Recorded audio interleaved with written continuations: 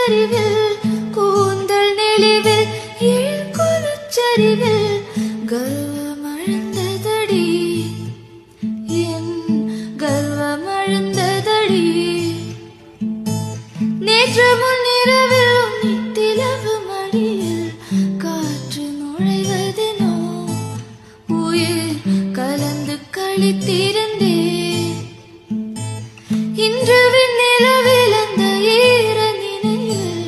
கன்று தவிப்பதெனோ மனம் கலங்கி புலம்புகிறே